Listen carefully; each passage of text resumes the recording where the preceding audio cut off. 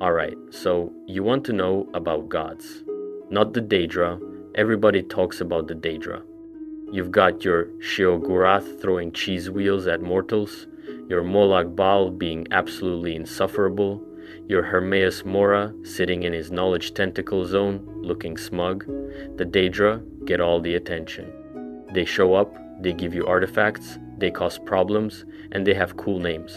But the Aedra, the actual gods that most of Tamriel worships on a daily basis, the ones whose shrines are in every single chapel, whose blessings you collect before a dungeon. People kind of gloss over them. And that's a shame, because the deeper you go into their lore, the stranger and more tragic and more genuinely fascinating it gets. These are not boring gods. These are beings who made a choice that cost them almost everything, and the world you walk around in is the direct result of that choice. So today, we are going in deep. We're going to start at the very beginning, and I mean the absolute beginning, before time even existed, and walk all the way through the origin story of how the Aedra came to be, why they're different from the Daedra, and then we're going to go through every single one of them in detail. Akatosh, Arkay, Dibella, Julianos, Kynareth, Mara, Stendarr, Zenithar, Talos, Magnus, all of them.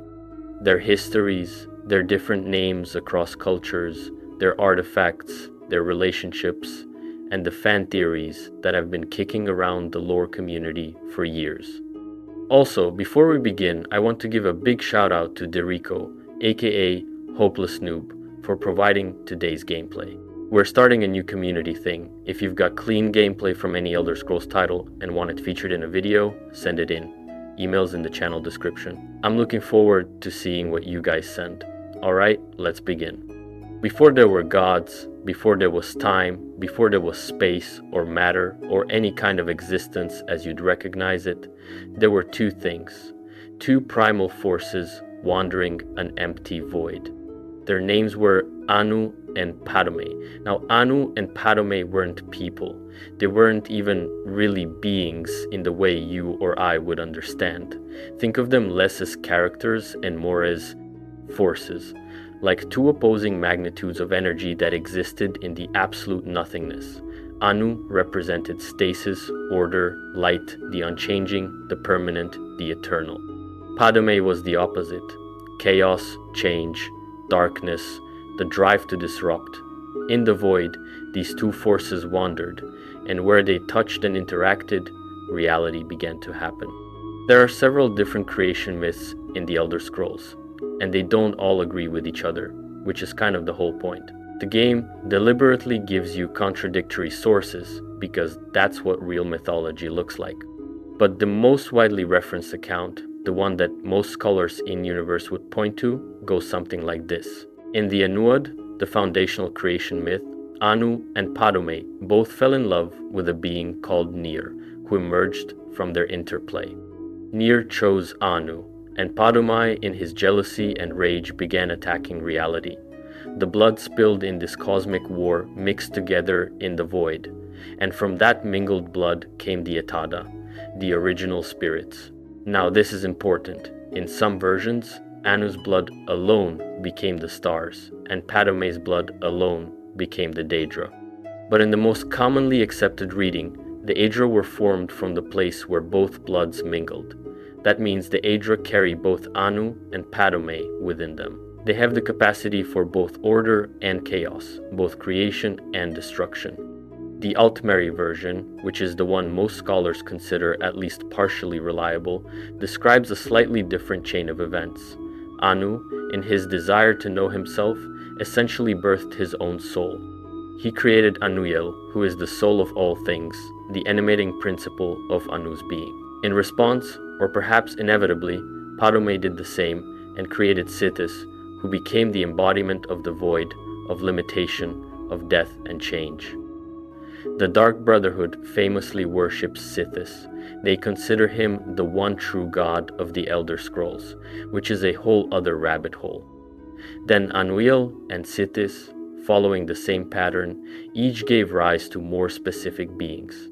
From Anuiel came Auriel, The elves would know him later as their chief ancestor, their god of time. From Sithis came Lorkhan, the missing god, the trickster, the being whose ambition or madness or genuine love of mortals, depending on which creation myth you believe, would lead to the creation of the entire mortal world. These two, Auriel and Lorkhan, are the most important Etada in the entire cosmology. Everything that happens afterward flows from the relationship between these two beings. So, at this point in the story, you have an enormous number of Etada, these original spirits, wandering around the primordial space called the Orbis. The Orbis is sort of the container for everything. Aetherius, Oblivion, Mundus, all of it exists within the Orbis. The Etada are floating around this space, basically pure divine energy with identities, no real physical bodies, no real limitations. They're powerful in ways that are almost impossible to describe, because to describe power requires some kind of framework, and frameworks didn't fully exist yet. And then Lorkhan showed up with an idea. Here's where the story gets genuinely complicated, because every culture in Tamriel has a different interpretation of what Lorkhan did and why he did it, and whether it was a trick or a gift. Lorkhan's pitch to the Etada was essentially this: let's build something new, a world. A mortal plane, a place of limitations, where beings can exist in ways that the eternal spirits of the Orbis can't. He painted it as a grand project, a new experience, a gift to creation. The Etada could pour their essence into this new world and create something that had never existed before. What he apparently left out, or at least downplayed, depending on the myth, was that building the mortal plane required the Etada to sacrifice a significant chunk of their own divinity, not just lend it. Give it. Permanently. The mortal plane, which we know as Mundus, with Nirn at its center, could only exist if the spirits who created it became bound to it and diminished by it. The price of creation was transformation, and not the kind you come back from. Now, one important figure in this project was Magnus, the god of magic. Magnus wasn't just a participant, he was the architect. He drew up the actual plans, the schematics and diagrams for how Mundus would work. Lorkhan was the idea man, the evangelist. Magnus was the engineer. And Magnus is fascinating because he's technically an Aedra, but he's also in a very weird position compared to the others, which we'll get to. So the Etada agreed to the project, some eagerly, some reluctantly, some perhaps naively, not understanding the full cost. And Mundus began to take shape. The 8 planets formed, each one being a kind of crystallized piece of a divine being's essence. And as the world was forming, it became brutally clear how expensive this was going to be. Magnus looked at what was happening and, according to most sources, declared the project a disaster. Some versions say he foresaw that the mortal world would be full of suffering and imperfection, and that those flaws were baked into the design from the start. He called for the project to be stopped. The other Etada refused, so Magnus, taking the most dramatic possible exit, fled back to Aetherius, tearing a hole through the veil of oblivion on his way out. That hole became the sun. The sun that lights Nirn every day? That's the wound left behind by Magnus running away from a project he designed. It's also the reason magic exists in the Elder Scrolls. Aetherius is the plane of pure magical energy, and through that tier, magicka constantly flows into the mortal world. The other Etada, who agreed with Magnus, followed him in smaller numbers, tearing their own smaller holes as they escaped. Those holes became the stars. Every single star in the night sky of Nirn is a scar left by a divine being fleeing the mortal world. They became known as the Magnage, the children or followers of Magnus, and we don't hear much about them in the games directly, though some scholars believe they're involved in much deeper cosmological processes. This left the Etada who stayed, and here is the critical moment where the Aedra and Daedra diverge. The Etada who stayed behind and continued pouring themselves into Mundus are what we now call the Aedra. They gave so much of themselves that many simply ceased to exist as independent beings. They became the earth bones, the laws of nature, the physics and biology and chemistry of the world. Yfre, the Song of Nirn, a god worshipped especially by the Bosmer, fully merged with the world and became its fundamental patterns. Think about that.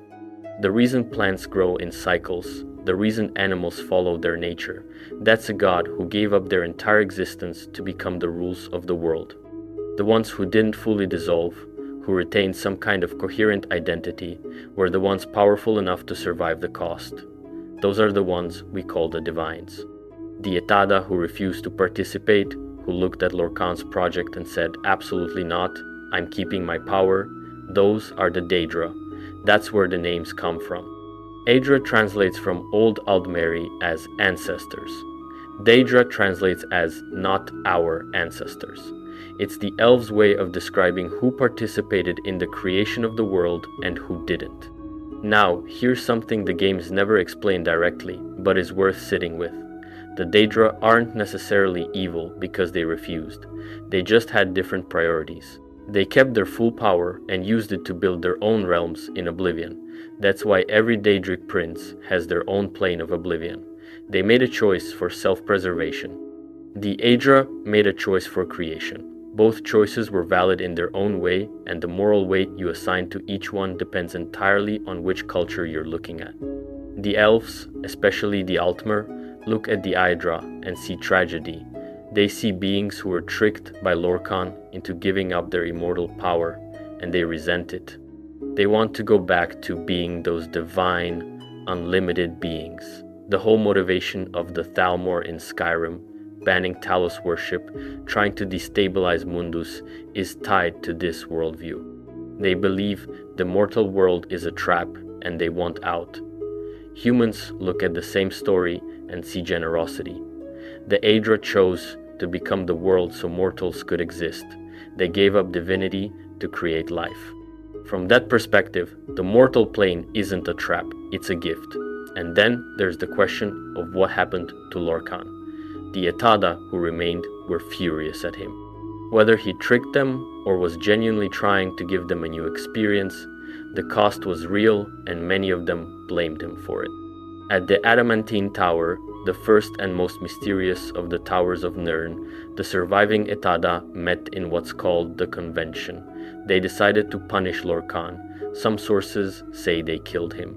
Some say they couldn't kill him, not truly, but they did tear out his divine center, his heart, and threw it away, and cast his spirit into exile. The heart of Lorkhan became the famous MacGuffin of Morrowind, buried under Red Mountain, powering the tools of the Dwemer and later the Tribunal. And Lorkhan's spirit scattered, appearing throughout human history as different hero figures. Shor in Nordic myth, Shazar in Cyrodiil, Sep in Hammerfell. His presence is felt whenever humanity rises up against elvish dominance. The moons, Maser and Secunda, might be the rotting corpse of Lorkhan's body. The Khajiit believed this. His heart became Red Mountain. His spirit became the patron of mankind. Lorkhan is everywhere and nowhere, the missing god, the one whose name appears in every single Tamrielic pantheon in some form. Alright. So now we have the world, we have the diminished Aedra who stayed, we have the Daedra in their Oblivion realms, and we have Lorkhan punished or dead. Let's talk about the gods themselves. We start with Akatosh, because that's where everything starts. Akatosh is the first. According to the most widely accepted accounts, Akatosh was the first of the Etada to form a stable identity in the beginning place. His formation is what allowed time itself to begin flowing. Before Akatosh, the primordial Orbis was basically timeless, a place where events didn't have a sequence, just a kind of eternal now. When Akatosh formed and stabilized as the dragon god of time, things started having a before and an after. The other Etada found it easier to coalesce into stable identities after that, because they had a framework of time to exist within. Think about what that means. The universe's first coherent identity was the concept of time itself taking on a name and a face. Everything else only exists because Akatosh gave the Orbis a timeline to hang itself on. His avatar is a golden dragon, and that's not a coincidence. In Elder Scrolls cosmology, dragons are closely associated with time and with Akatosh. All dragons are considered his children in some sense, or his servants, and the most powerful of them, Alduin, calls himself the firstborn of Akatosh. The dragons speak in the language of the Thu'um, the voice, which itself is connected to the nature of reality in ways that tie back to Akatosh's sphere. Now here's where it gets complicated. Akatosh has a bunch of different aspects across different cultures, and the question of whether they're all the same being, different beings, or different pieces of the same being is one of the most debated topics in all of Elder Scrolls lore. In the Altmeri tradition, the equivalent of Akatosh is Auriel, also written Auriel. The elves consider Auriel the soul of Anu-Yel, which is itself the soul of Anu. In elven theology, Auriel is their chief ancestor, the king of the Aldmer, the divine progenitor of all elven civilization. He is depicted as leading the elves out of the mythic timeless era and into the organized kingdoms of Altmora and Aldmeris. He's also the one who fired the heart of Lorkhan into Red Mountain using Auriel's bow, punishing Lorkhan for the creation of Mundus, at least in the elven version of the story. The snow elves of ancient Skyrim worshipped him, and the chantry of Auriel in the Dawnguard DLC is a direct link to that ancient faith. The Khajiit know him as Alkosh, the Dragon King of Cats, and they would be annoyed if you didn't note that to them. All dragons are basically just really big cats.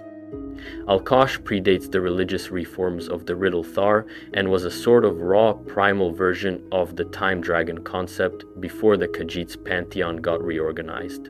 The Khajiit even have a myth where Alkosh was literally torn apart and then reassembled by Kynareth, the wind god. There are some wild parallels to real-world mythology there, particularly to time-related death and resurrection cycles.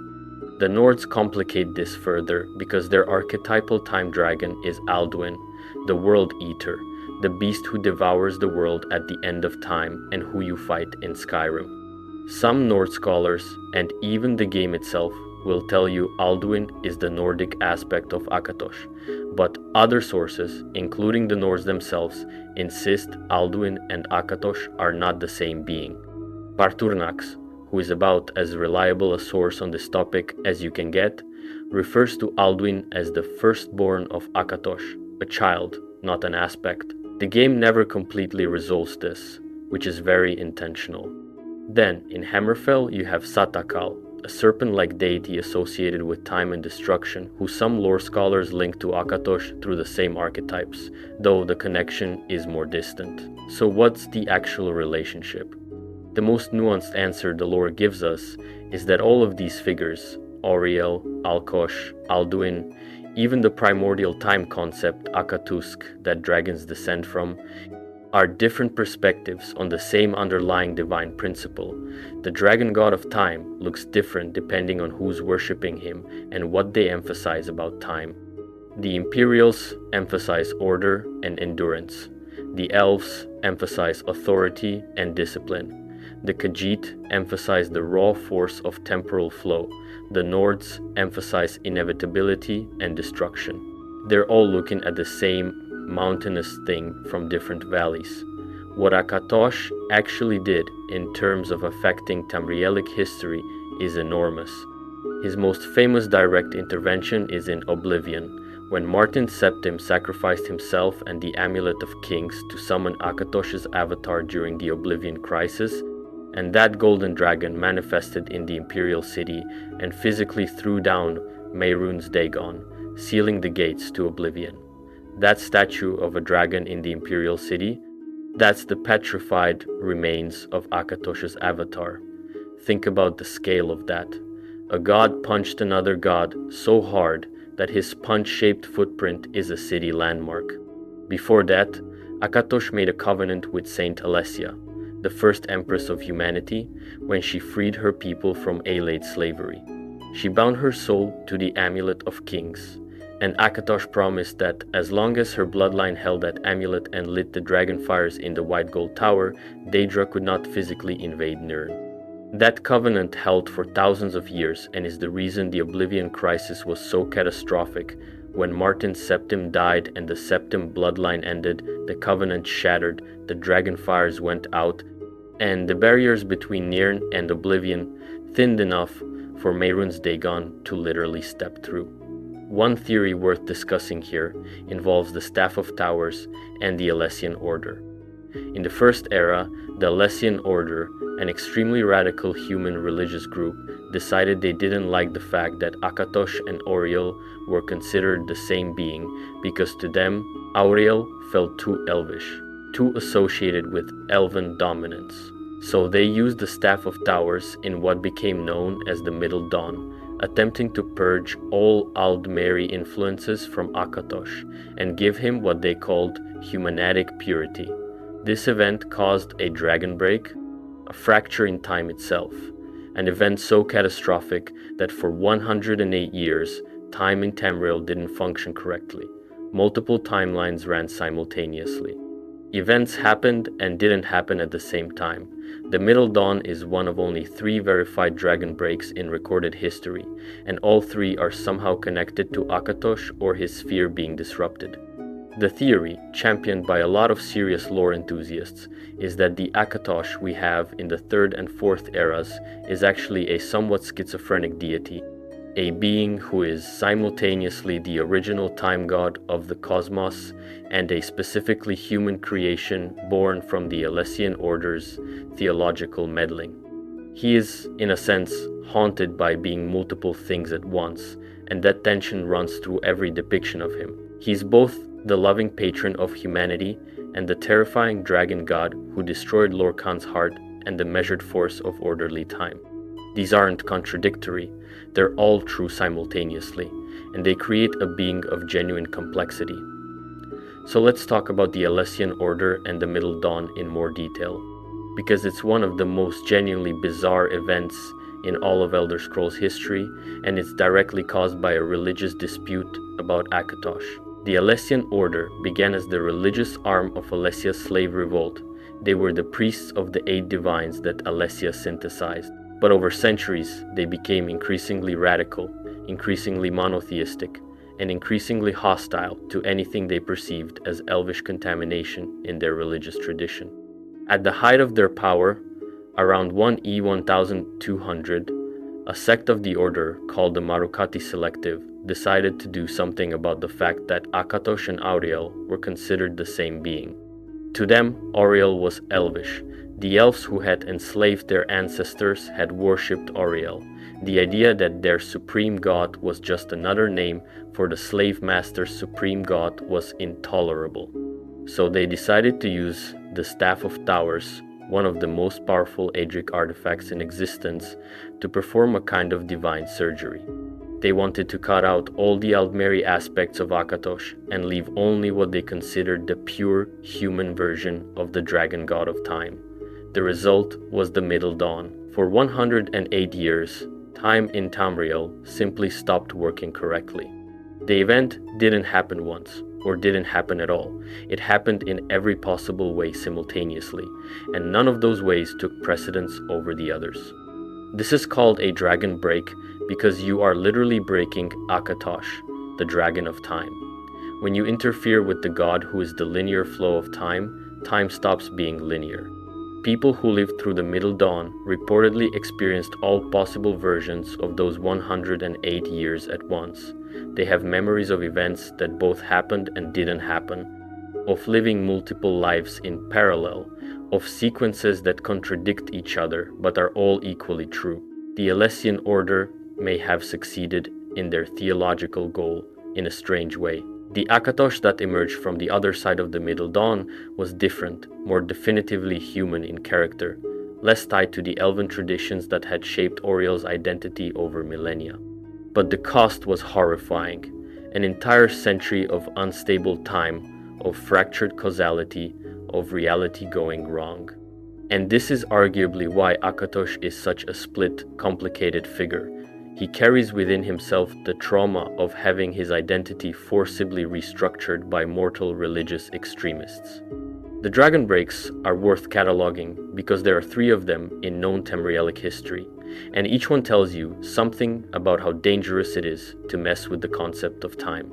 The Middle Dawn during the Alessian Order's theological surgery, the warp in the west at the end of Daggerfall, when the Numidium activated and resolved the Iliac Bay crisis in every possible way simultaneously, and the time distortions around the events of Morrowind's ending, when the Nerevarine destroyed the heart of Lorkhan. Each of these events is a kind of cosmic cry of pain from the god of time. Every dragon break leaves marks on history that don't fully heal. There's also Akatosh's covenant with Alessia to explore more deeply. When the slave revolt succeeded and Alessia needed to legitimize her new human empire in the eyes of gods and men both, she made a direct pact with Akatosh. She bound her soul to the Amulet of Kings, a crystal of pure dragon blood, and Akatosh promised a chain of protection. As long as the Dragonborn Emperor held the amulet and kept the dragon fires burning in the white gold tower, Daedra could not walk freely on Nirn. The barriers between the mortal world and oblivion would remain strong. In exchange, the human empire would carry the divine authority of Akatosh, and the Septim bloodline would be Dragonborn, carrying actual dragon blood, the blood of Akatosh. This covenant is why the Oblivion Crisis happened. When Uriel Septim VII was assassinated, and Martin Septim, the last true heir, died to summon Akatosh's avatar and defeat Myrun's Dagon, the Septim bloodline ended. The covenant was fulfilled in the most extreme way possible. Martin gave himself entirely, using the Amulet of Kings as the catalyst for Akatosh's intervention, and with his death, there were no more Dragonborn emperors. The dragon fires went cold, the covenant was complete, and for the next 400 years, Tamriel had emperors without dragon blood, empires without Akatosh's specific blessing, and a world vulnerable in new ways. The hero of Skyrim, the last Dragonborn, is interesting in this context. Akatosh's blessing of Dragonborn didn't die with the Septims, it passed to the player character, a new champion with a different kind of divine mandate. Not an emperor, not a dynastic heir, but a warrior born at exactly the right moment to deal with Alduin's return. Some fans read this as Akatosh's ongoing management of time. He saw the dragon crisis coming and made sure someone would be there to handle it. Others read it as happenstance. Given that Akatosh literally exists as the totality of time, the former interpretation seems more consistent. Moving on from the god of time to the god who oversees what happens within time, Arkay, the god of the cycle of birth and death. Arkay is interesting because he might be the most human of the Aedra in a very literal sense. While most of the divines are clearly ancient Etada from the beginning of existence, there are serious traditions that describe Arkay as a mortal who achieved godhood, which would make him, in a way, a precursor to Talos. The story comes from the in-game book called Arkay, the god of birth and death, written by a scribe named Mimophonus. Now, the game's own developers have noted that Mimophonus isn't exactly the most reliable narrator in the library. He tends to take real figures and situations and distort them until they barely resemble the original. So take this with some salt. But here's the story he tells. There was a man named Arkay, an ordinary shopkeeper, unremarkable in every way except for one thing: he was obsessed with knowledge. He collected books on every subject he could find. One day, he came across a tome that claimed to hold the secret of life, death, and the purpose of existence. And Arkay went completely down the rabbit hole. He spent months studying this book, ignoring everything else. His business collapsed, his friends stopped visiting, his family nearly left him, and a plague was actually ravaging his town while he sat there reading. He barely noticed. Finally, close to death from neglect and illness, Arkay thought he had finally understood what the book was saying. And at that moment, Mara appeared to him. She saw this man who had given everything, his livelihood, his relationships, his health, in pursuit of understanding the nature of life and death. And she offered him something extraordinary, the chance to become the god of those very things. Not just to understand birth and death, but to govern them, to ensure they stayed in proper balance throughout the mortal world. He accepted. And in doing so, he became the mortal's god, the deity who understands mortality because he was mortal. Now, Mimophonus is unreliable, so maybe that's not literally what happened. But the idea has real traction in the lore community. Varieties of Faith, one of the more scholarly in-universe texts, describes Arkay by saying he did not exist before the world was created, reinforcing that he is tied to mortality rather than primordial existence. He is called the mortal's god in some traditions for exactly this reason. What's also worth noting is Mara's role in this story. Mara is the one who created Arkay, who recognized his devotion and elevated him. This puts Mara in a position as potentially a creator deity relative to Arkay, which creates an interesting family dynamic among the divines. Some lore even describes Arkay as Akatosh's son, which again might be metaphorical or might be literal, depending on how you read divine family relationships in this setting. In gameplay terms, Arkay is the god whose priests conduct funeral rites and guard the bodies of the dead in halls of the dead across Tamriel. They have a deep, long-standing conflict with necromancers. This isn't just prudishness. From Arkay's perspective, necromancy is a direct violation of his domain. The soul is supposed to move on, to complete the cycle, to go to Aetherius or Sovngarde or wherever it belongs. Trapping it in a dead body, keeping it in the mortal plane against its nature, that's an offense against the very laws Arkay governs.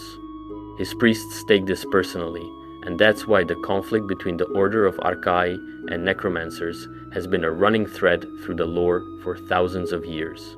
There's also a fascinating theory about Arkay and vampirism specifically. Vampirism, in Elder Scrolls lore, is a gift from Molag Bal. It's a corruption of mortal life, a perversion of the cycle. And some scholars have noted that you can't contract vampirism or lycanthropy while you have Arkay's blessing active. This isn't just a gameplay mechanic in-universe, it represents Arkay's protection of the mortal cycle.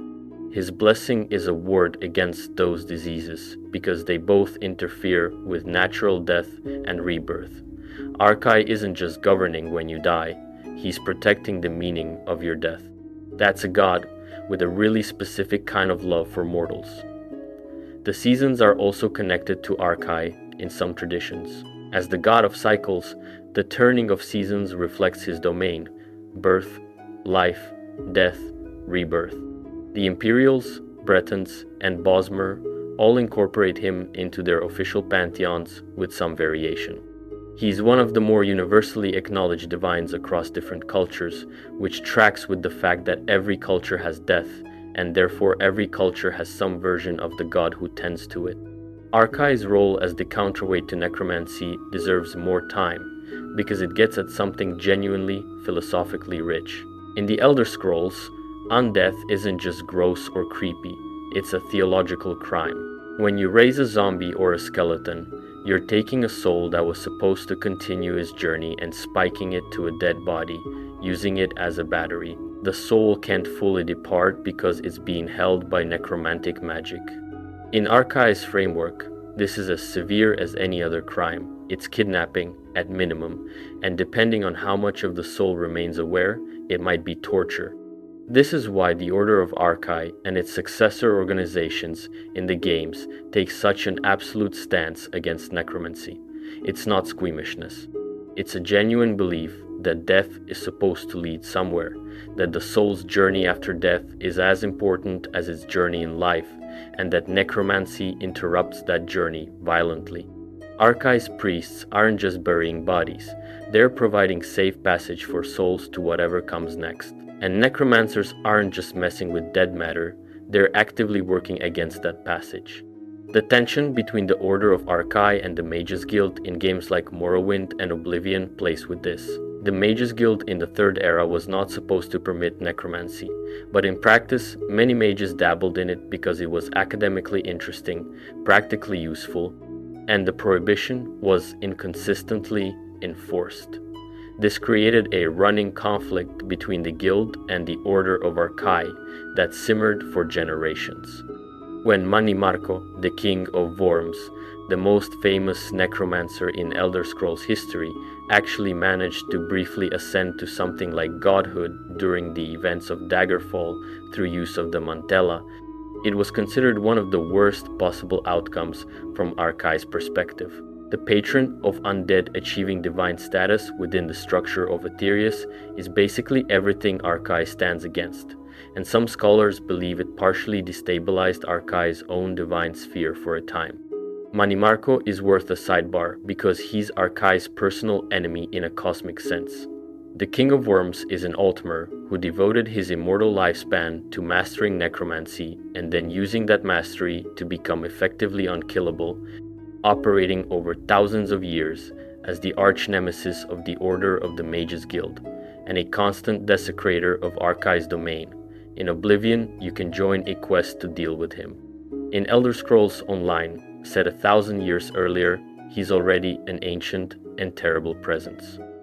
Marco represents what the pursuit of power at the expense of Arkay's cycle looks like at its extreme, a being who has refused to die, who refuses to let others die properly, who treats the cycle of birth and death as an obstacle rather than a truth.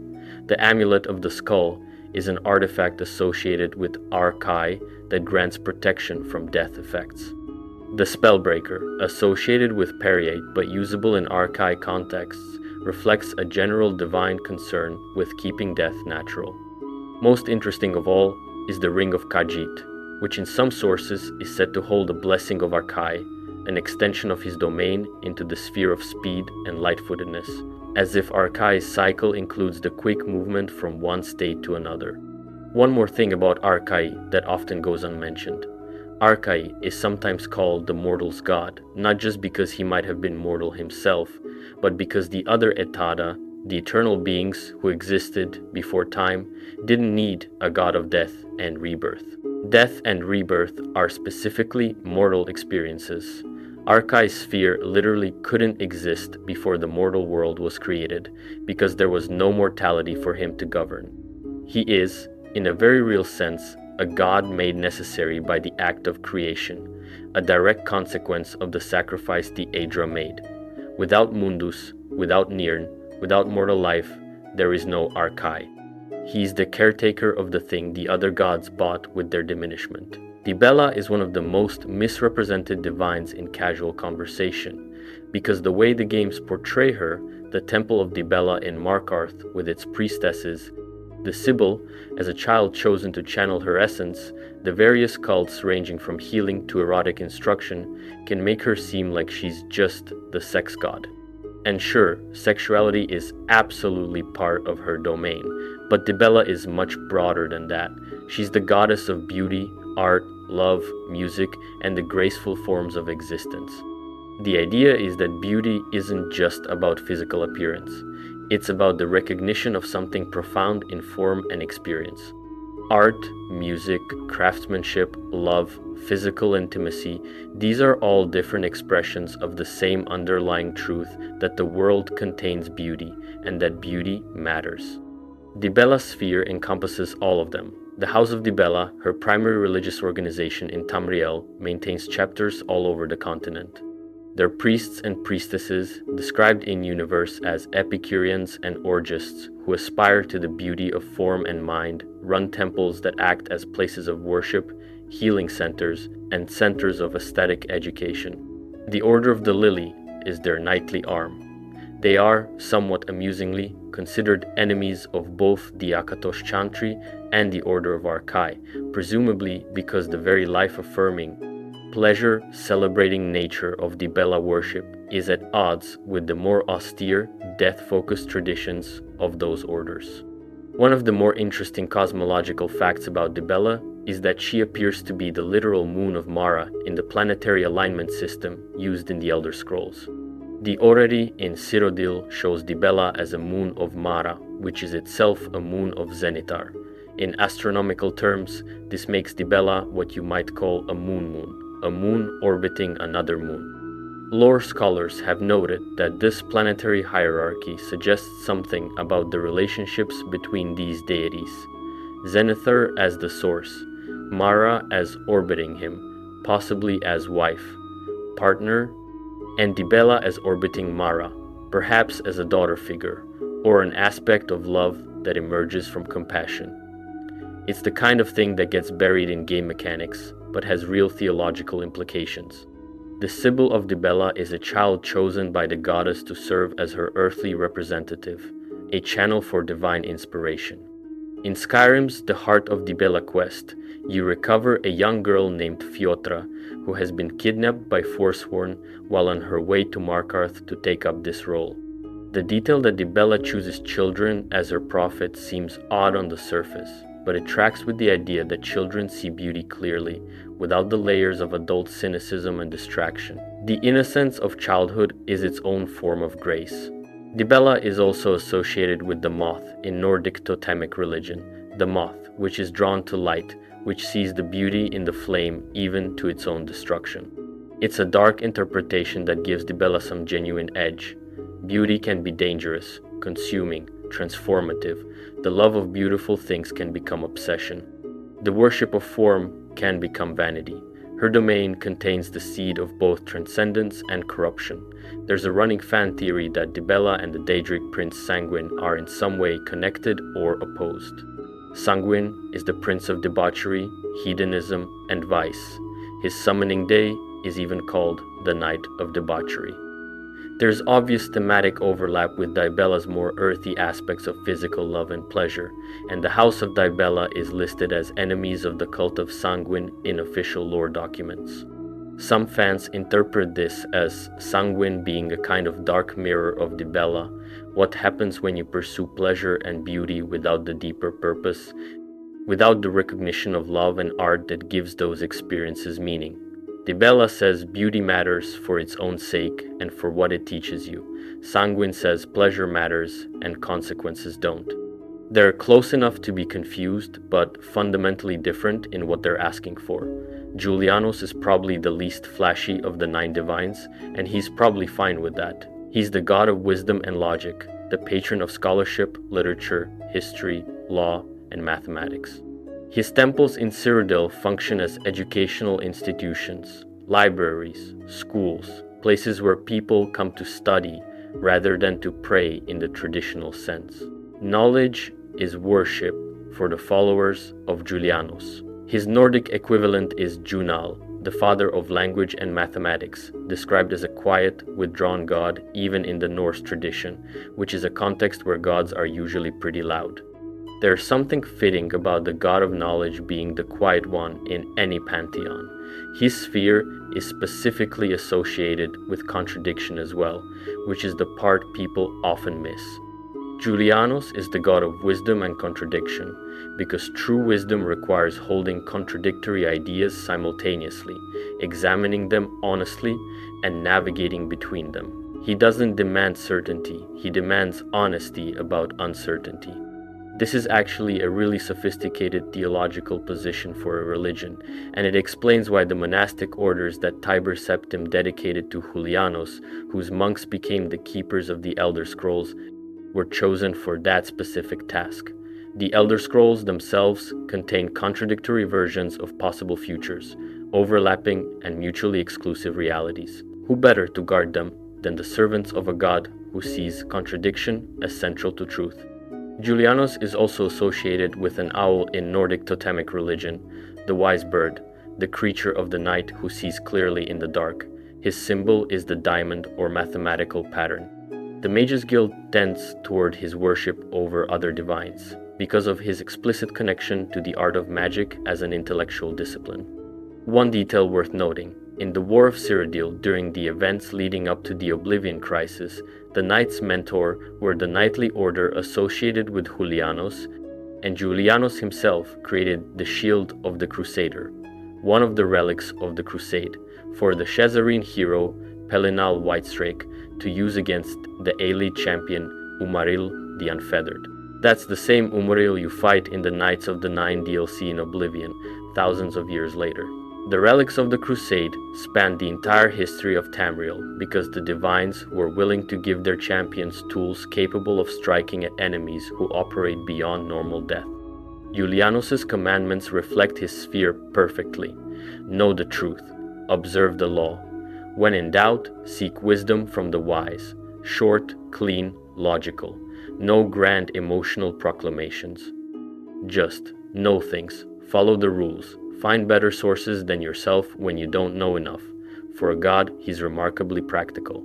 The Elder Scrolls themselves, the mysterious artifacts that give the franchise its name, are explicitly maintained by monks dedicated to Julianos.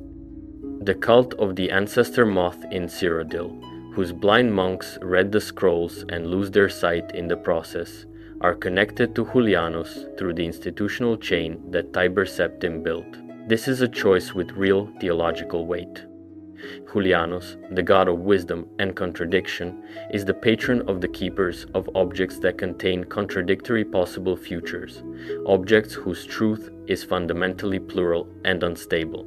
Who better to guard something that has no single reading than the followers of a god who says contradiction is the nature of truth?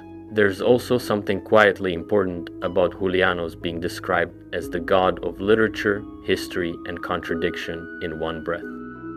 Literature is not fact, it's interpretation, narrative, the act of choosing which details matter and which don't, of constructing meaning from events that don't come with inherent meaning. History is the same, except you're working with actual events rather than invented ones. The contradiction between what happened and what the story of what happened says, that gap is Julianos' domain. He governs the space between fact and meaning, which is one of the most important and most neglected spaces in any culture. His Breton cult is worth noting because it's one of the cases where a divine takes on a much larger role in one culture than in others. For Breton mages, who are arguably the most academically rigorous magic users in Tamriel, Julianos is the primary deity, the patron of their intellectual pursuits. The Mages Guild itself in High Rock is essentially a secular extension of Julianos worship, dedicated to the acquisition, verification, and dissemination of knowledge. This is a very specific cultural context. The Bretons, a mixed-race people who've spent centuries as a buffer zone between cultures, have developed a sophisticated skepticism that requires them to hold multiple conflicting accounts of events and determine which, if any, is reliable. They needed a god who understood that complexity. Julianos was available. Kynareth is one of the oldest and most deeply rooted of the divines, the goddess of air, wind, rain, and the heavens, and in some traditions, the first of the Adra to agree to Lorkhan's plan to create the mortal world, providing the very space in the void within which creation could take place. If that tradition is accurate, Kynareth's contribution to Mundus was literally making room for it to exist. She carved out the emptiness within which a world could be built. She is especially beloved by the Nords, who know her as Kyn, the storm voice, the widow of Shor, Lorkhan, in Norse tradition. In the Nordic pantheon, Kyn is one of the most powerful beings imaginable. She is specifically credited with giving the Thu'um, the power of the voice, to mankind. Her daughters taught the first Nords to shout, and that gift became the basis of the entire Greybeard tradition, the Companion's warrior culture, and yes, the dragon shout system you use throughout Skyrim. Every time your dragonborn character shouts Fus Roda, that power ultimately traces back to a goddess of the wind, deciding that humans deserved to fight back. She is Shor's war wife in Nordic lore, the spouse of the creator trickster god, a widow who grieves his death at the hands of the elvish pantheon. This gives Kynareth a tragic dimension that's easy to miss if you're just picking up blessings at shrines. She's not just the wind goddess, she's a widow who watched her husband be destroyed by the gods of the elves, and who gave humanity the Thu'um as a means of revenge and survival. And Mara, interestingly, is described as Kyn's handmaiden in this tradition, putting Mara in a subordinate caretaking role relative to Kynareth, which is quite different from how Mara is positioned in the Imperial faith. Kynareth is the patron of sailors, travelers, and anyone who moves through open space. Her blessings grant resistance to the elements and favor on long journeys. She is associated with rain, which in some lore is said not to have existed before Lorkhan's divine spark was removed from the world, implying that Kynareth's reign is itself a consequence of the sacrifice made to create Mundus, precipitation as a byproduct of divine diminishment. The hawk is her animal in Nordic totemic religion, which is very on brand. The hawk that rides the high air, sees everything below, moves without effort through the sky. In Skyrim's city of Whiterun, the Temple of Kynareth is tended by Danica Pure Spring, who is in the middle of trying to restore the Gildergreen tree, an ancient tree connected to Kynareth that has died. This isn't just a side quest, it's a living illustration of Kynareth's connection to the natural world that goes beyond just wind and weather. She's the spirit of the outdoors, of the open and wild places, of everything that isn't enclosed or cultivated. The Khajiit version of Kynareth is Kenarthi, the spirit of air and winds, credited with putting the moons and stars back in order after Alduin, Lorkhaj tore time apart, another version of the restoration mythology that ties the wind goddess to healing disrupted time. In Hammerfell, Tava is the bird god of air and is closely associated with Kynareth's sphere. She's said to have led the Yokudans to safety across the ocean after the destruction of their homeland, and the assimilation of Tava into Kynareth-like worship happened naturally, as Yokudan traditions merged with those of Cyrodiil.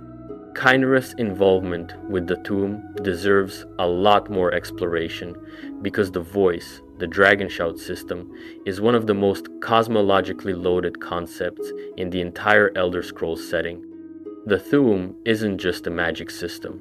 In the lore, to speak in the dragon tongue is to speak the language of creation itself.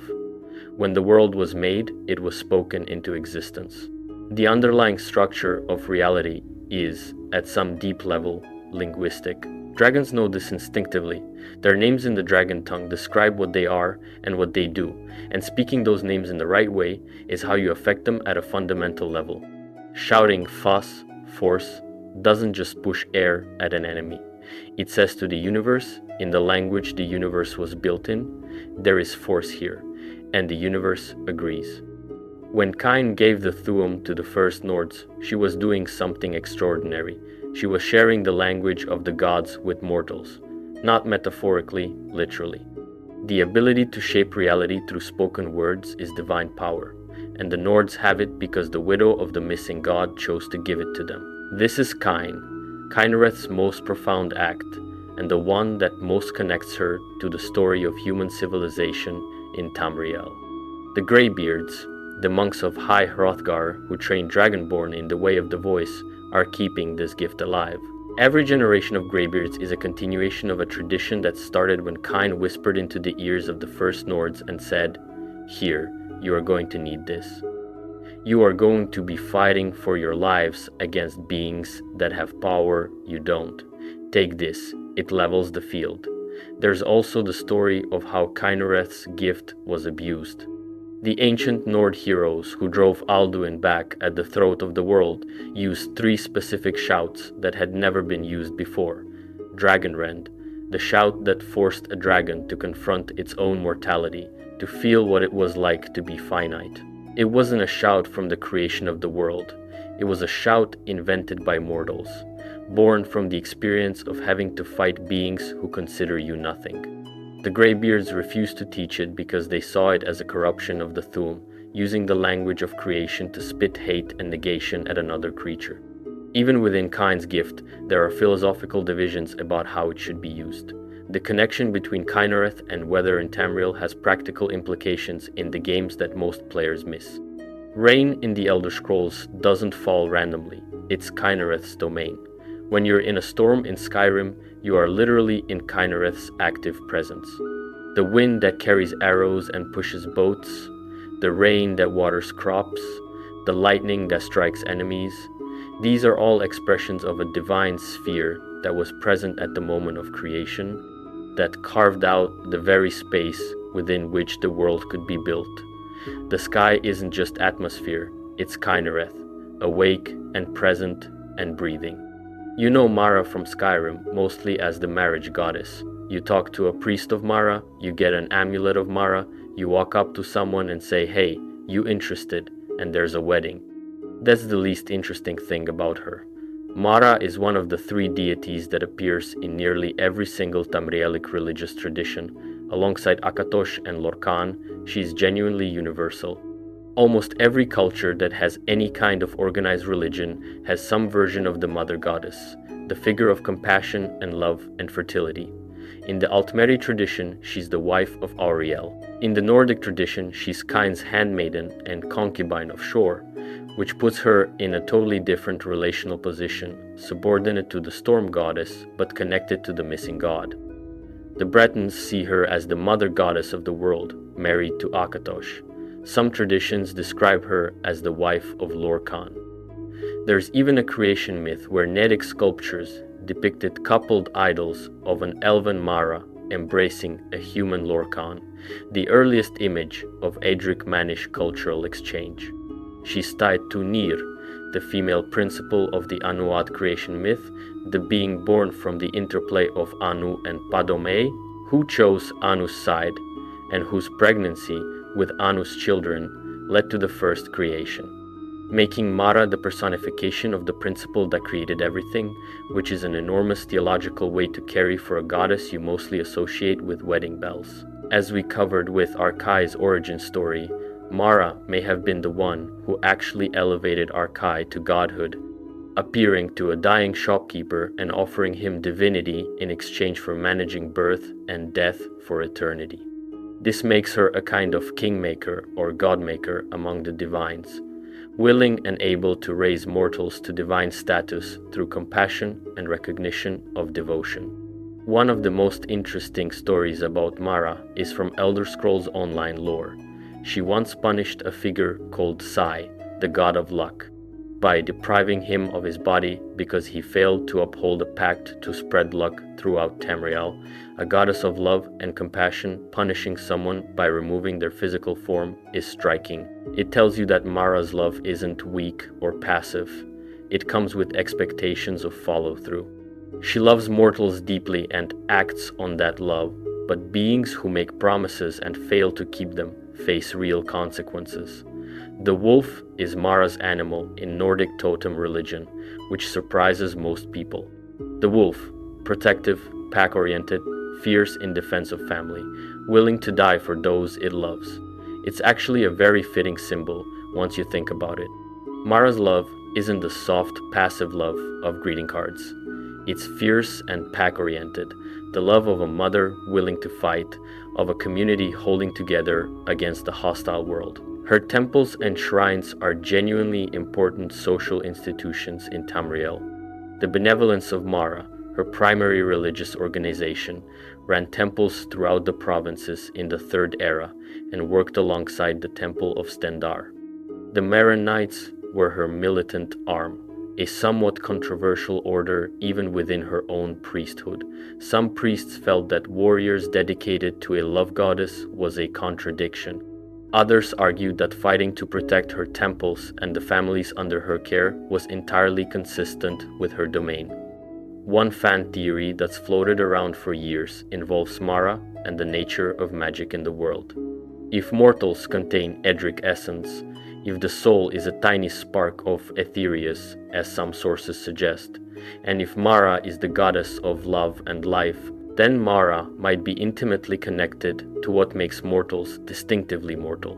Not death like Arkay, but the capacity for deep attachment, for caring about other beings, for the experience of love as a force that transcends individual survival.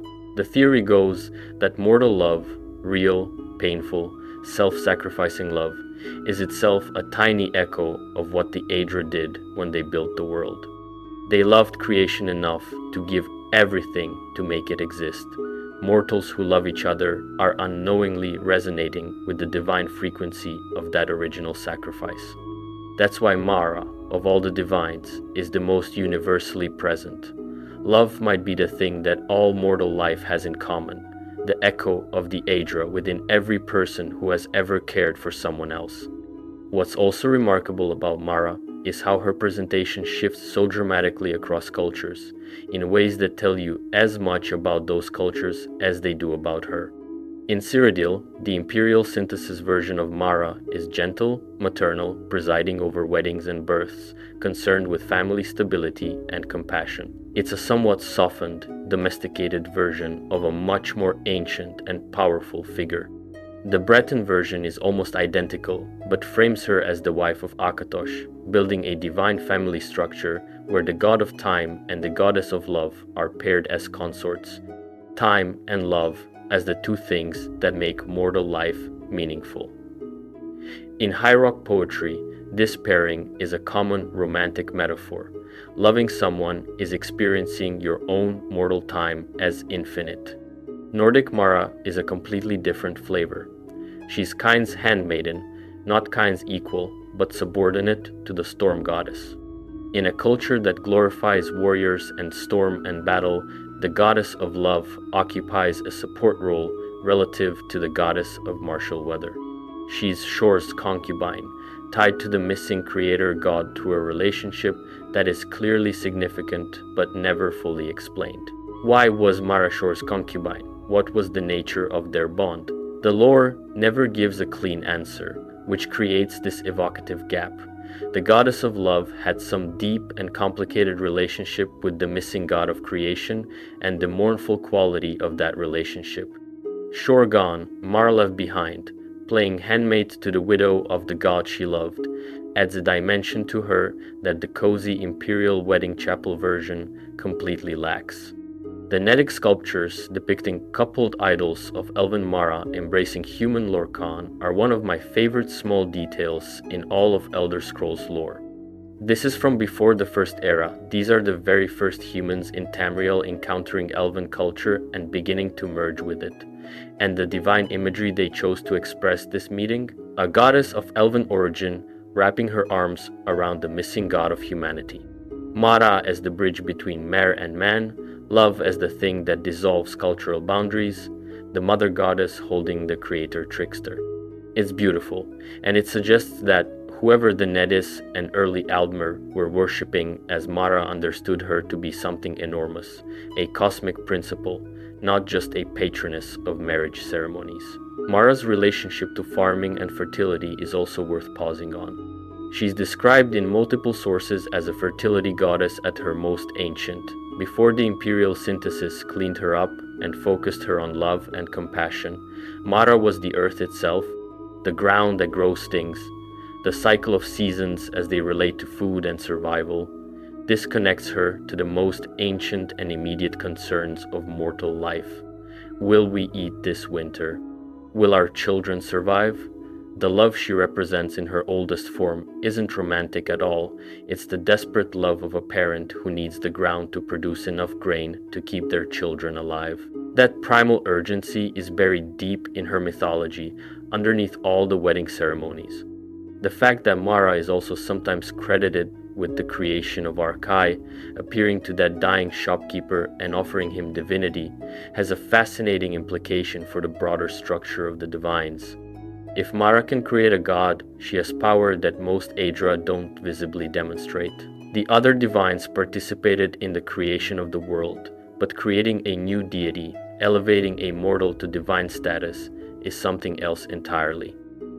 It suggests that Mara's connection to the principle of love is actually a connection to the principle of creation at a more local, personal scale. The Aedra created the world through sacrifice. Mara creates new gods through recognition and offering. These are different forms of the same fundamental act, giving power to something so that it can take on a new kind of existence. Stendarr is a god with a history. He started very different from how he ended up, and the evolution of his worship across the eras of Tamriel tells you something interesting about how moral frameworks change over time.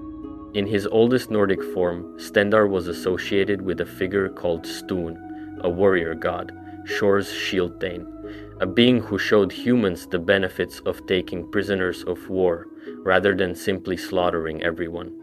That's a specific and unusual contribution to civilization. The idea that captives have value, that mercy toward enemies isn't weakness but pragmatism, and that war has rules. From that origin, Stendarr evolved over centuries of imperial synthesis into the god of mercy, compassion, and righteous might, the god of those who wield power in defense of the weak. Stendarr is the patron of the Fighters Guild, of paladins, of anyone who takes up arms not for conquest or glory, but specifically to protect those who can't protect themselves. His commandments are, be kind and generous, protect the weak, heal the sick, give to the needy. He's the divine mandate for every hero in Tamriel who stops to help someone being mugged rather than walking past. The Vigil of Stendarr, introduced in Skyrim's Dawnguard DLC, is his most prominent in-game institution, and honestly, one of the more interesting lore implications in that DLC. The Vigilants are hunters of the undead, of vampires, werewolves, Daedra, and anything they consider an abomination. They're well-meaning, but not always wise, and they have a habit of being killed by the very creatures they hunt. The Dawnguard DLC opens with a vampire lord attacking Stendarr's beacon and slaughtering most of the vigilants there, a brutal demonstration that zeal without skill has limits. But the interesting thing about Stendarr in the context of the other divines is that he's positioned at the center of the chapel architecture in Cyrodiil. In the stained glass arrangements of the chapels, Stendarr is always in the center, with the other divines arranged around him. His symbol, the chalice, representing giving, appears in the highest windows. Whoever designed the imperial religious visual language considered Stendarr the heart of the pantheon, the central value around which the others orbit, which is a bold theological claim. Not wisdom, not time, not love, but compassionate action, doing things for others, as the core of what the gods stand for. The Khajiit name for Stendarr is Srendar, and he's associated with mercy in that tradition as well, showing the breadth of his concept across cultures. Interestingly, in Khajiit myth, the moon Joan is sometimes called Stendarr's sorrow. One of the moons being named after a feeling attributed to Stendarr suggests that this god carries genuine grief, that mercy and compassion aren't painless states but involve witnessing suffering that cannot always be relieved. A god of mercy who sorrows.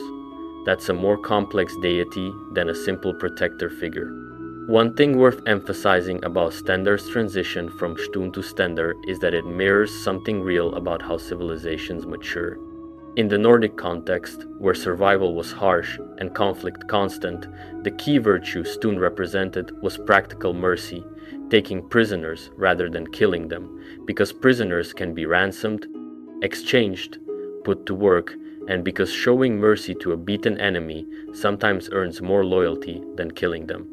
It's mercy as a tactical tool as much as a moral principle. As the Cyrodiilic Empire grew and stabilized, and as the ideals of organized civilization took hold, that practical mercy evolved into something broader and more philosophical. The Stendarr of the Imperial Synthesis is a god who says, "The purpose of power is protection. You have strength so that others don't have to be strong." This is a genuinely different ethical framework from the Nordic version, and it's interesting that both traditions ended up feeding the same divine figure, because in a way, they're both right. Stun's insight that mercy has strategic value, and Stendarr's insight that mercy is morally obligatory, are not contradictory. The second is a generalization of the first. You show mercy not just because it's useful, but because a world where the strong protect the weak is better than a world where the strong simply dominate the weak.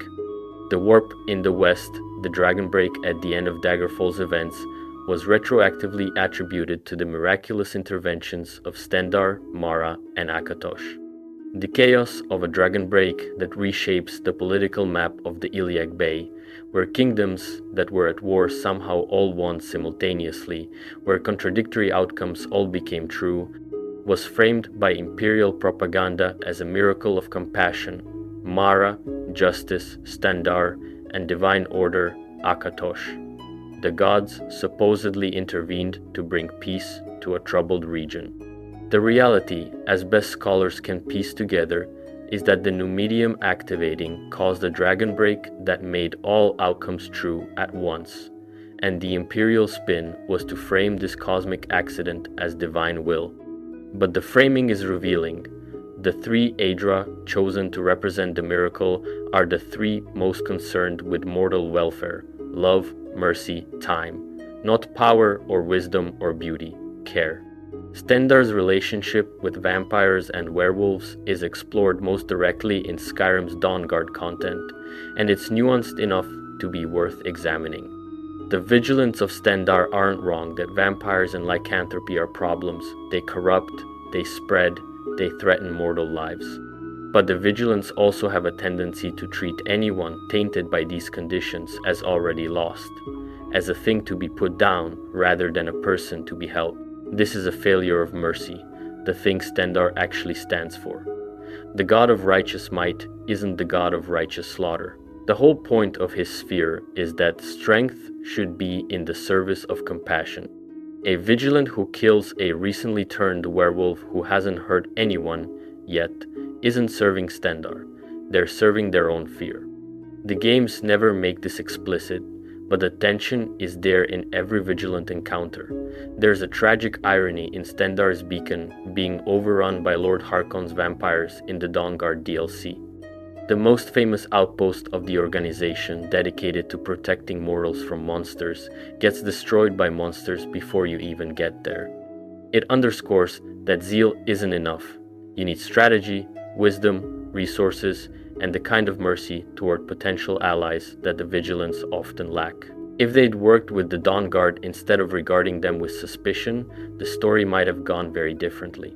Zenithar is one of the divines that people often overlook, possibly because God of Work and Commerce sounds like the god your least interesting uncle would worship. But Zenithar's actual place in the cosmology is more interesting than his job description suggests.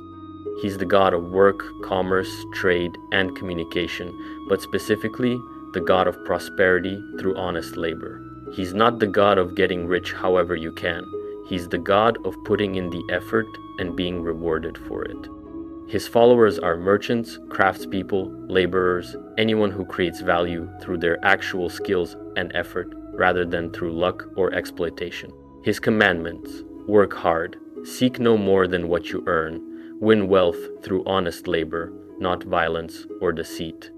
In High Rock, the Breton tradition elevates Zenithar to a much higher position than in Cyrodiil. The Bretons, who have a strong merchant aristocracy, see Zenithar as the god that will always win. The persistence of honest work outlasting everything else, conquest, magic, politics, even death, is a very Breton philosophical position. Eventually, the economy reasserts itself.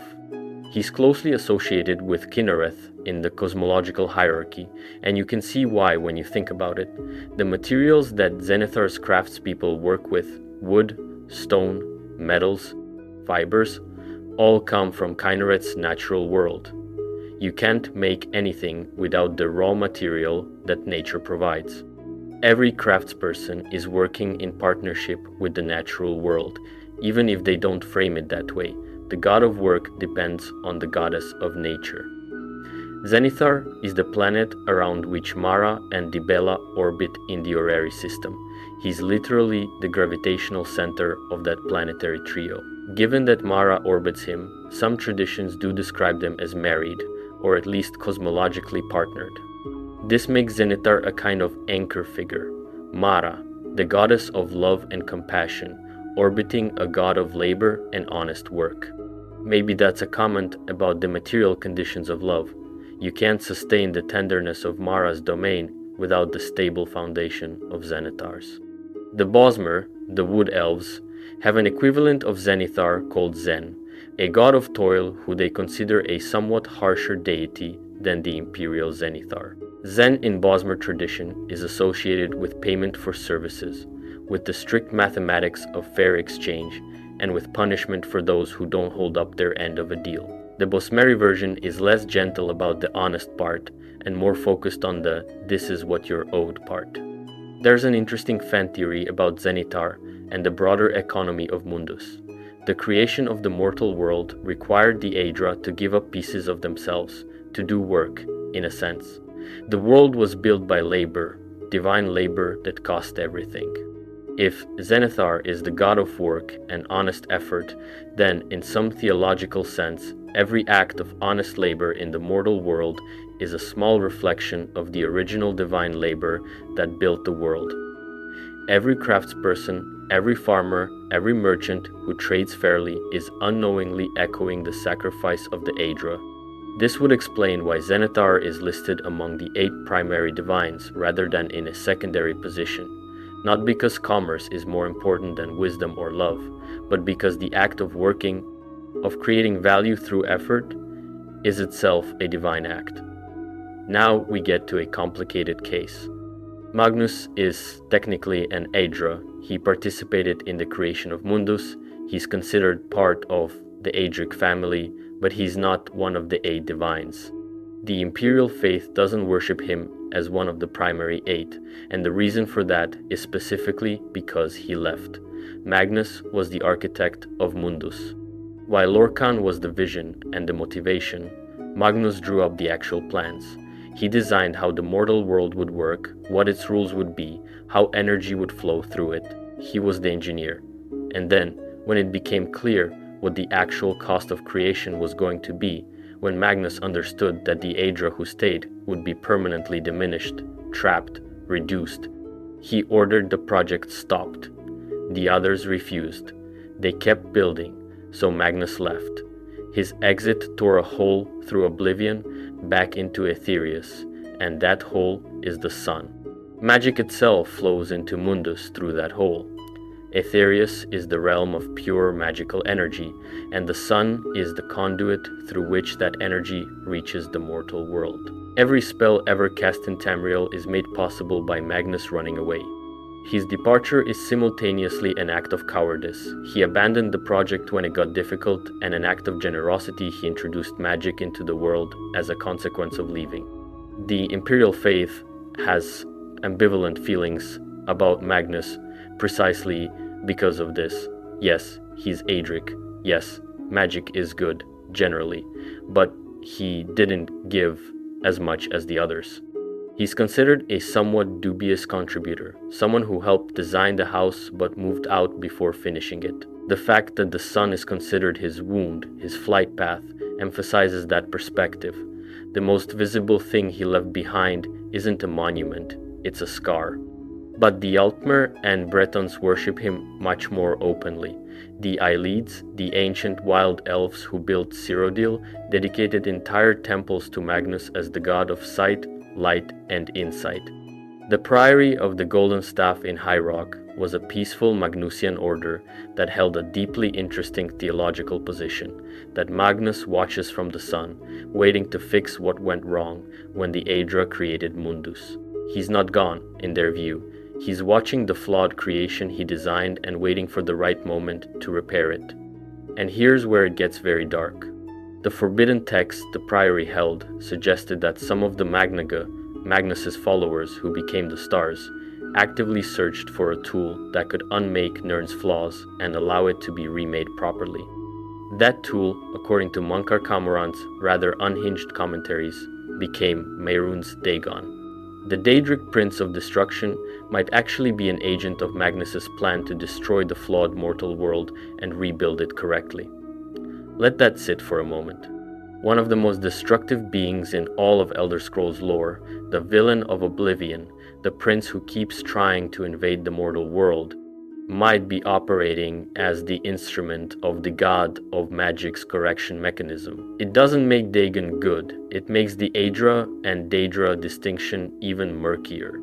And it suggests that Magnus, who seemed to just be the guy who built the plans and then ran away, might actually be running the longest game in the entire cosmology. And now we arrive at the most contentious deity in all of Elder Scrolls. Talos is the god at the center of Skyrim's civil war. The Thalmor ban his worship, the Stormcloaks fight and die for his name. And the actual lore around who Talos is, where he came from, and how he became a god is so layered and strange that it makes every other divine mystery in the setting look simple. Let's start with what's established. Tiber Septim was a man, or at least something that presented as a man, who conquered all of Tamriel and founded the Third Empire. He lived in the late Second Era, he wielded the Thu'um, he had a dragonborn soul, and upon his death around 3E38, it was proclaimed that he had ascended to godhood and become the ninth divine, Talos.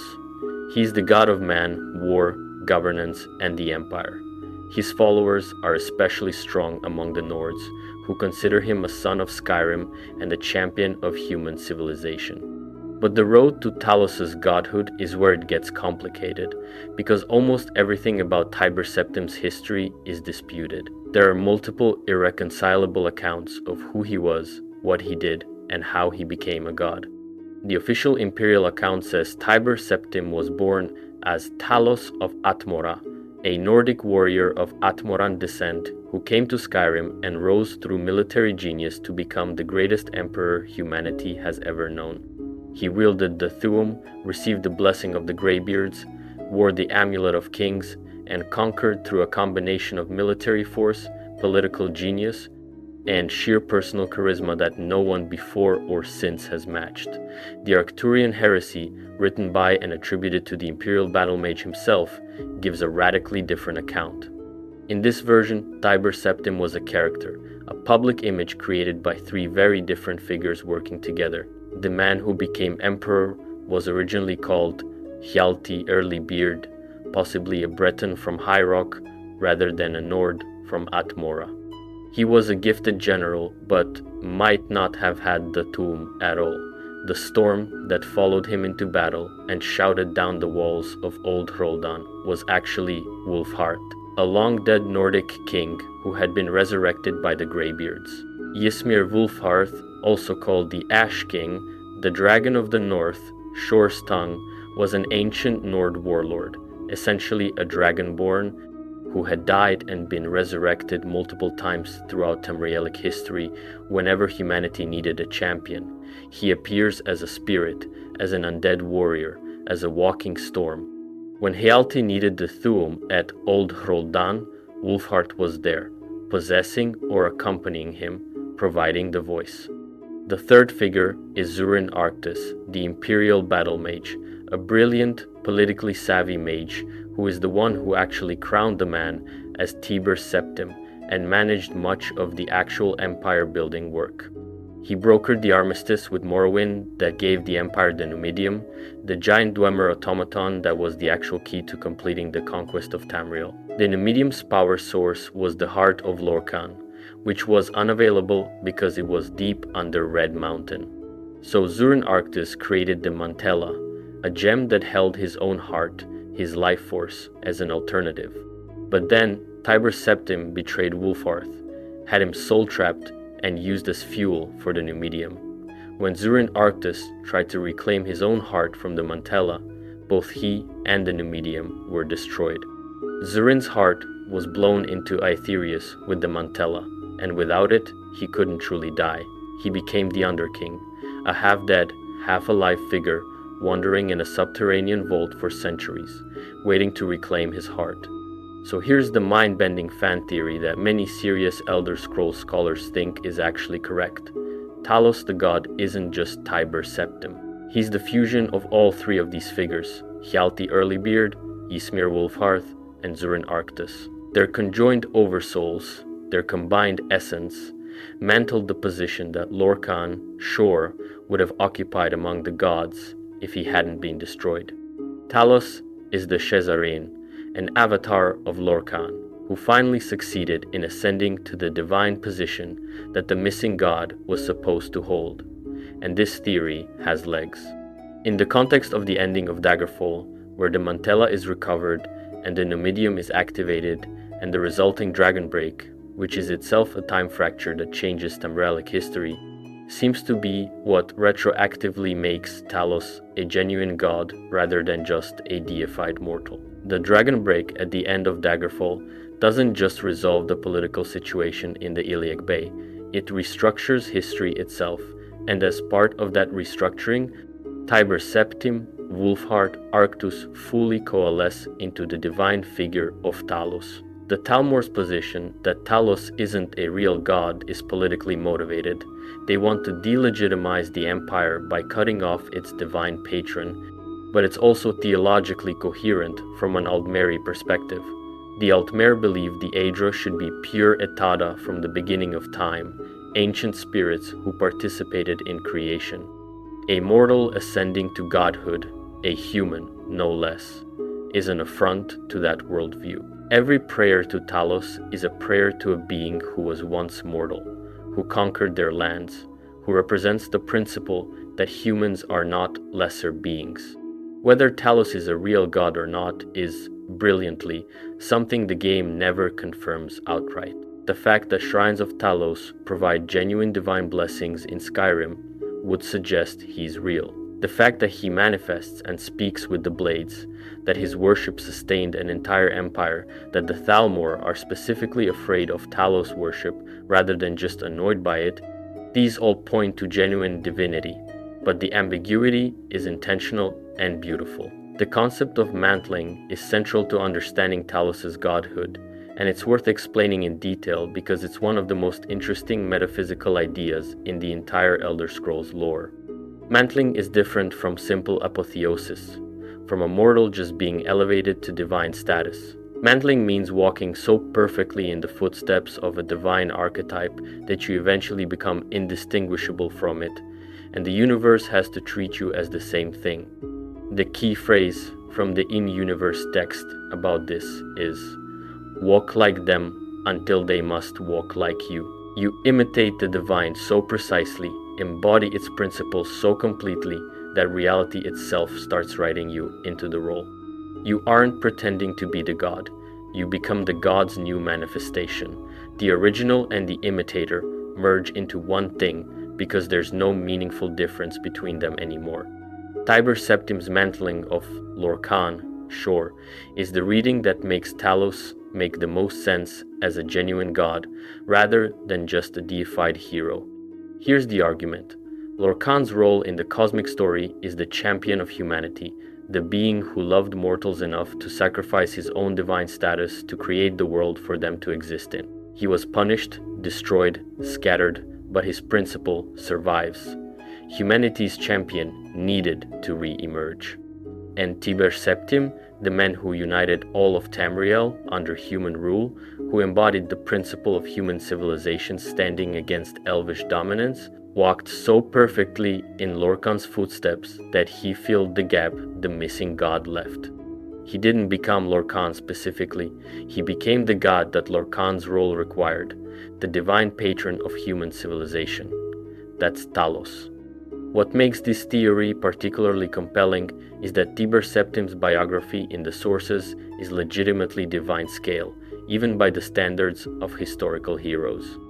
He received the blessing of the Greybeards while still a young man. He wore the Amulet of Kings, the crystallized covenant between Akatosh and Alessia, dragon blood in solid form. He acquired the Numidium, the brass god of the Dwemer, and used it to complete the conquest of a continent. He lived for decades and died at an advanced age after a reign that reshaped the entire political, cultural, and religious landscape of Tamriel.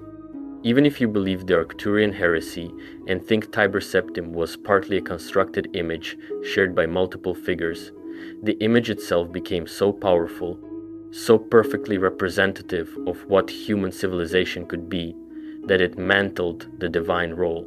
The image was more real than the people behind it. The political dimension of Talos' worship in Skyrim is worth spending more time on because it has genuine depth. The Aldmeri dominions demand to ban Talos worship, which the Empire accepted in the White Gold Concordat at the end of the Great War, was not primarily a theological dispute, it was a power move. The Thalmor understood that Talos worship was the glue holding imperial civilization together. Talos is the human god of human empire. If you can delegitimize him, you delegitimize the empire's divine mandate, its claim to authority, its identity as the continuation of Tiber Septim's project. Cutting off Talos worship is a way of cutting the empire off from its own mythology. And the Stormcloaks are in some ways theologically correct, even if their methods and their racism toward non-Nords is deeply problematic. Ulfric Stormcloak is fighting for the right to worship a god.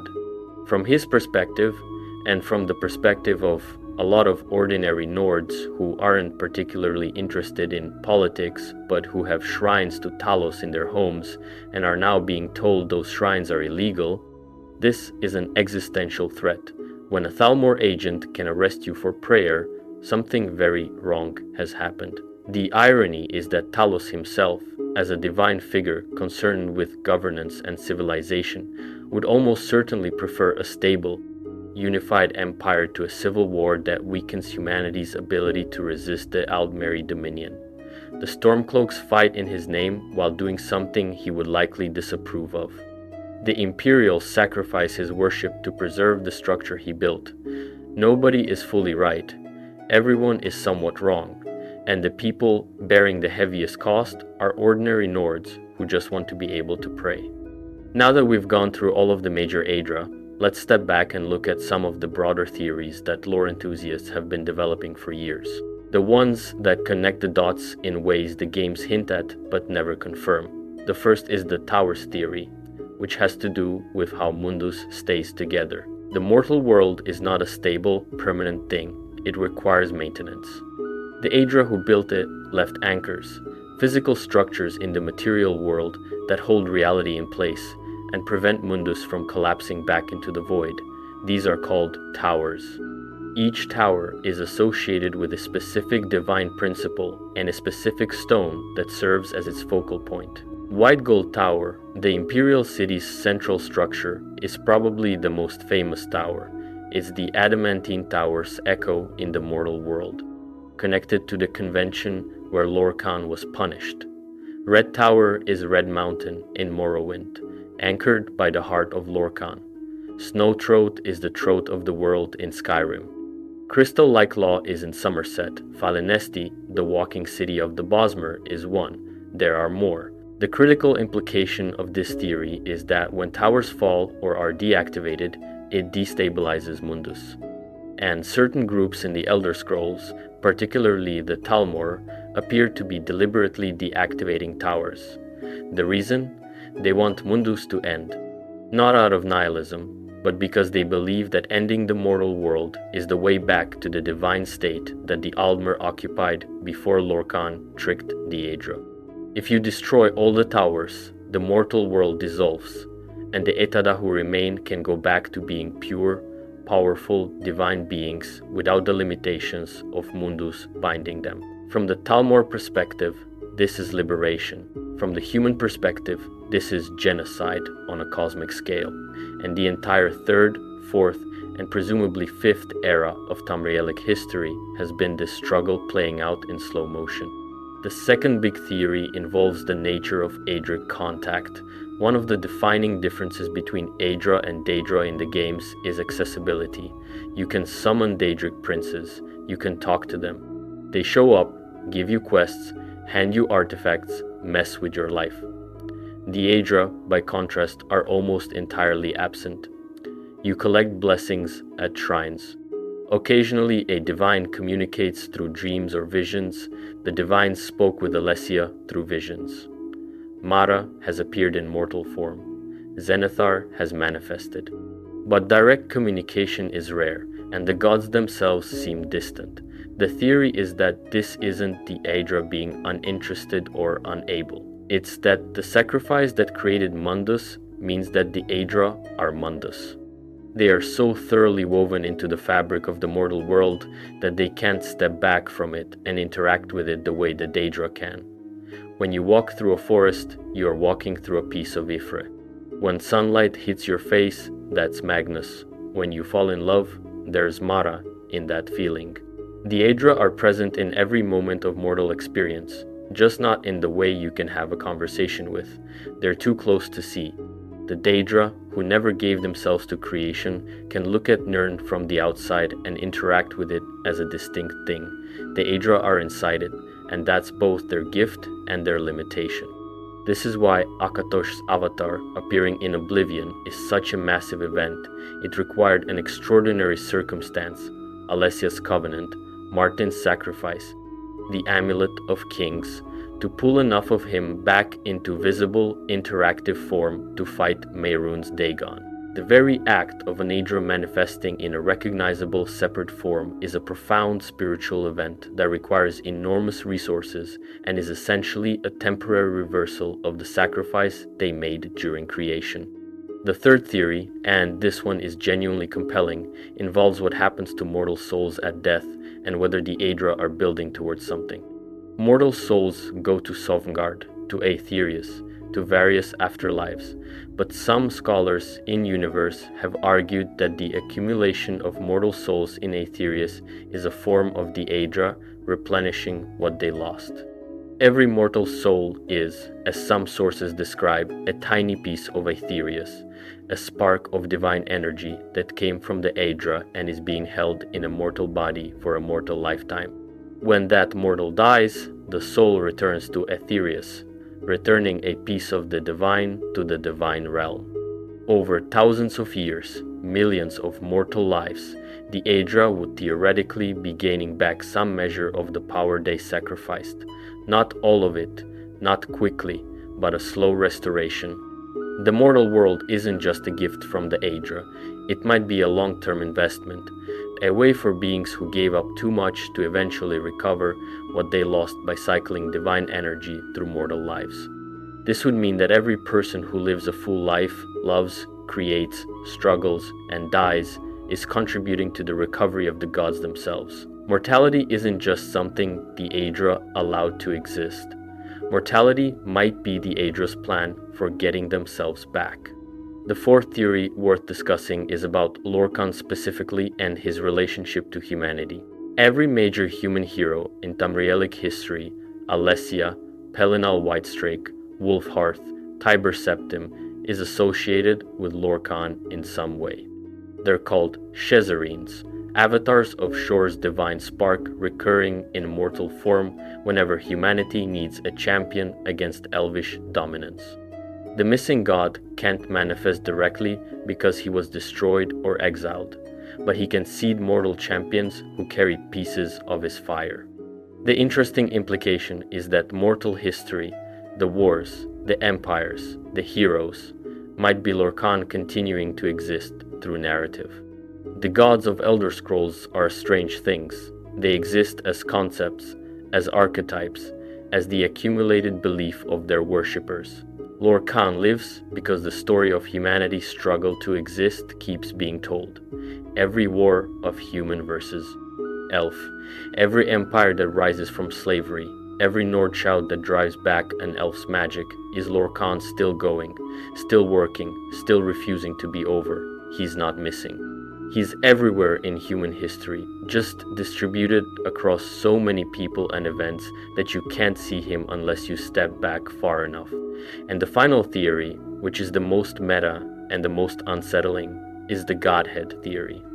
Some in-universe sources suggest that all of reality in the Elder Scrolls, every god, every mortal, every event in every era, exists within the dream of a being called the Godhead. Everything is the Godhead's dream.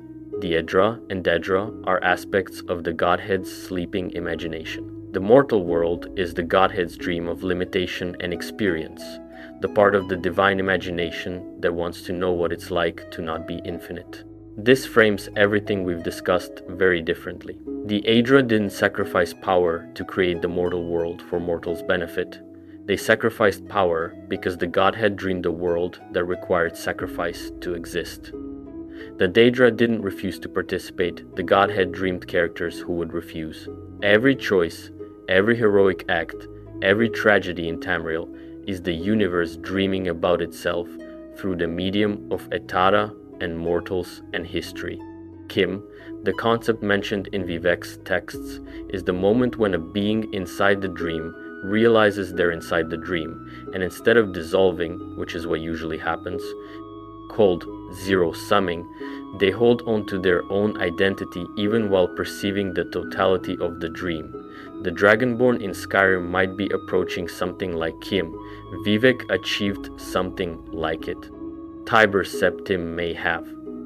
It's the closest thing to true godhood a mortal can reach, not becoming a god by ascending like Talos, but by understanding the nature of reality so completely that you can stand within the dream without being consumed by it. If the Godhead theory is true, then the Aedra, these beings who gave up everything to create a world, did so because a dreaming god needed to imagine self-sacrifice. Their devotion is real. Their love for mortals is genuine, but it was also inevitable. They couldn't have done anything else because the dream required them to choose the way they did. And somehow, that makes their choice both more and less meaningful at the same time. That's the Elder Scrolls for you. A fifth theory, and this one is more speculative but has real textual support, involves the relationship between the Aedra and the Elder Scrolls themselves. The Elder Scrolls are one of the most mysterious objects in the setting. They're described as artifacts that exceed both Aedra and Daedra, that exist outside normal causality, that contain all possible pasts and futures simultaneously. Reading one directly can blind you, drive you mad, or reveal prophetic visions that are both certain and uncertain at the same time. Who or what made the Elder Scrolls? One hypothesis is that the Magna G, Magnus's followers who became the stars, are responsible for the scrolls. They supposedly collect the songs made by the music of Nirn and shape them into possible realities, then distribute them through the scrolls as potential futures that need to be validated by a hero acting to bring them about. The scrolls aren't records of the future, they're compressed possibility space, packages of potential waiting for someone to actualize them. This would explain why reading a scroll is so dangerous. You're not reading text, you're interfacing directly with undifferentiated probability, and mortal minds aren't built for that. But another hypothesis connects the scrolls to the Aedra more directly. If the Aedra became the world when they sacrificed themselves, if they are literally woven into Mundus, then the Elder Scrolls might be concentrated manifestations of that Aedric essence. They exceed Aedra and Daedra because they are the Aedra in a distilled form, the divine self-knowledge of beings who became the world looking back at themselves. Reading a scroll is reading the universe's own memory of what it is and what it could be. The blindness comes not from the information being too large, but from the experience of Aedric consciousness briefly overwhelming the mortal consciousness trying to receive it. A sixth theory concerns the nature of the planets in Mundus' sky. We know the 8 planets are, in a real sense, the Aedra themselves, or at least their planes, the physical manifestation of their divine substance as visible from Nirn. Akatosh is visible as a planet. Arkay is visible as a planet. Zenithar, Mara, Dibella, all planets. The orrery in Cyrodiil represents this cosmology directly. But what does it mean for a god to also be a celestial body? It means that when you look up at the night sky, you are looking at the gods, not metaphorically. The light reaching your eyes from those 8 points in the sky is actually Aedric energy, diminished, contained within the structure of Mundus, but real divine light. The planets are the gods looking at the world they created, and the world they created is looking back. Every time someone in Tamriel gazes at the stars and wonders about the divine, they are literally making eye contact with the divine. The gods aren't far away. They're up there, every night, as close as the horizon. And the sun, Magnus, is the brightest of them, the biggest tear in the veil, the most magicka flowing through. The god who left is also the most visible presence. The most accessible source of power in Tamriel is the wound left by the god who ran away. There's something very Elder Scrolls about that. The most generative act in the entire cosmology is someone giving up and leaving. The 7th theory is about what happens after. The end of time in the Elder Scrolls is called the Landfall, or more specifically, the events of the Oblivion Crisis were supposed to lead to something called the Void Ghost's Awakening, the final convergence of all cycles of destruction and rebirth into a single terminal event. Alduin, the World Eater, was supposed to arrive and devour everything, and from that consumption a new cycle would begin. Akatosh's first son, his devourer, his reset button. When the Dragonborn defeats Alduin in Skyrim, they're not ending the cycle, they're delaying it. Alduin was supposed to eat the world at some point. He'd just gotten ahead of schedule and started going after living dragons first instead of waiting for the appointed time. What the Dragonborn actually does is send Alduin to Sovngarde, to the afterlife, where, if you follow the quest all the way through, you ultimately absorb his soul. The World Eater's power, his dragon soul, his portion of Akatosh's essence gets absorbed into the Dragonborn. So the Dragonborn, by the end of Skyrim, is carrying within them the divine fire of both Akatosh's most destructive aspect and potentially dozens of other dragon souls accumulated throughout the game. They are, in a very real sense, a mortal walking around with a significant chunk of divine power packed into a human body. The solve the dragon problem aspect of the Skyrim main quest is almost a side effect. The actual cosmological event is that Akatosh's essence is being concentrated into a mortal champion for reasons that aren't fully explained yet. Whether that matters for Elder Scrolls 6 is a question for another video, so we've covered a lot of ground. We went from the absolute nothingness of the void and the first interplay of Anu and Padome, through the birth of the Etada, through Lorkhan's pitch, and the catastrophic and beautiful creation of the mortal woe, RLD, through Magnus fleeing and tearing the sun into existence, through the convention where Lorkhan was punished, and then through every single major Aedra. Akatosh, with his contradictory identities across every culture in Tamriel, Arkay possibly having once been a mortal shopkeeper who loved books too much, Dibella and her domain of beauty that contains both transcendence and danger, Julianos standing quietly in his library surrounded by contradiction, Kynareth, who made room in the void for creation to happen and later gave humanity the gift of the voice, Mara, who might be the most ancient divine principle and who loves fiercely enough to create other gods, Stendarr, who started as a warrior god and became the heart of the entire pantheon, Zenithar, who carries the labor of creation in every honest transaction, Magnus, who designed everything and then watched it burn from the sun he accidentally made when he ran away, and Talos, who might be three people, or one person, or an avatar of the missing god, or a political fabrication that became real through belief.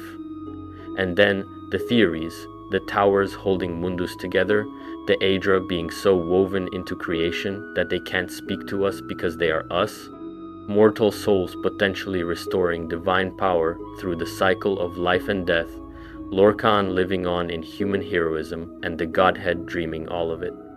The Elder Scrolls is a setting that rewards obsession. Every time you think you understand how the theology works, you find another layer. And that's by design. The developers, especially the older writers like Michael Kirkbride, who shaped so much of the deep lore, deliberately built a cosmology that resists easy answers. The gods don't give you certainty, because certainty would be too small for what they are. They give you fragments, myths, contradictions, and let you assemble something approaching truth from the pieces. The Aedra are present in every moment of Tamrielic existence. They're in the sunlight, in the rain, in the love people feel for each other, in the laws that order society, in the beauty that stops you in your tracks, in the honest work that builds things that last. They gave everything they had to make the world you walk around in. They're not distant gods watching from above. They're underneath your feet, in the air you breathe, in the stone of the walls around you. That's what it means for a god to truly sacrifice. Thanks for watching this one. If you want me to do the equivalent video for the Daedric princes, all of them, in the same depth, let me know below. There's a lot to say.